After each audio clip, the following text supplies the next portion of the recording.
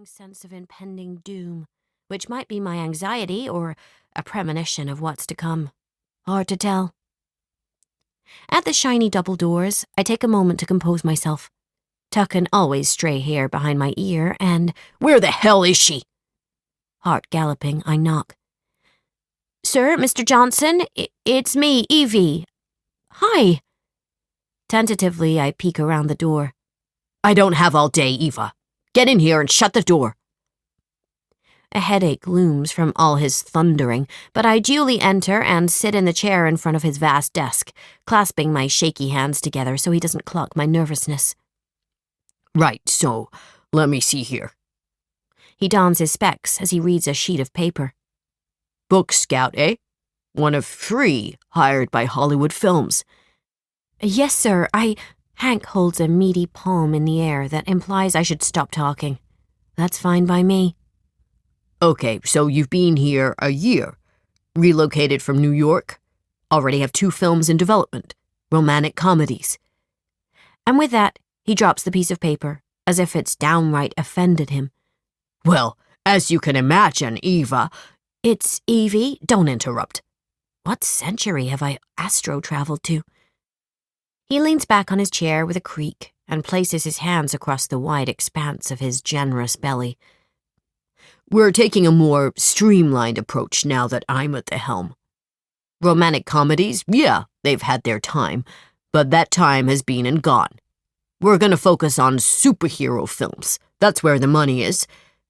As of now, your position is redundant, Eva." My mouth falls open. This can't be happening. Redundant? Sir, it's just that we've seen the profitability of romantic comedies, and bringing those— "This isn't up for debate." I float inside myself, wondering how I can convince him that I love this job and I work hard at it. I muster all my courage to fight for those stories that I believe in. "Mr. Johnson, I understand that you're making this decision based on numbers alone, but if you'll allow me to present you a proposal, "No need. It's been decided." I eye the stapler on his desk and have a brief fantasy about fastening his lips together so I can finish at least one bloody sentence, but common sense prevails. These stories matter. Sure, superhero films will be blockbusters at the box office, but romance isn't dead, sir. Far from it. Every single rom-com Hollywood Films has developed has been profitable. "Clear your desk and leave your security pass." Spittle flies from his mouth. Just like that. Before I go, the redundancy, does it come with some kind of fiscal remuneration? At least that might keep the wolf from the door for a bit while I internally combust over the loss of my dream job. "You're redundant. It's not a redundancy. Words matter. You, of all people, should know that." But that's not— With that, Penelope reappears, face pinched. "It's okay," she whispers as she pulls me, in my now semi-catatonic state, out of the office and deposits me back in my teeny cubicle. Eyes glazed, I say, "I'm fired?" "Redundant." Oh, that bloody word. It's so hurtful, as if my skills are so basic that my job just went ahead and dried itself up. Poof, gone. "Is he firing everyone?" With a slight shake of the head, she says, "So far, just you." "Right. But it's only mid-morning. I'm sure lots of us will be sent packing soon enough." It's a small comfort, Pen.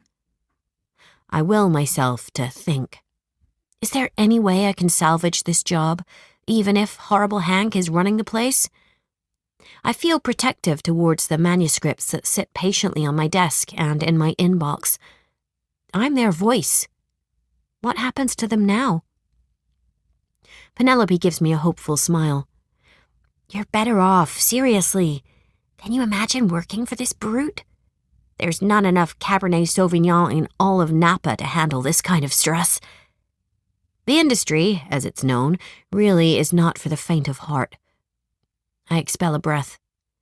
This was going to be the making of me. Gene said so. He promised me that if I picked up and moved from my safe little literary bubble in New York to the bright lights of Hollywood, my career...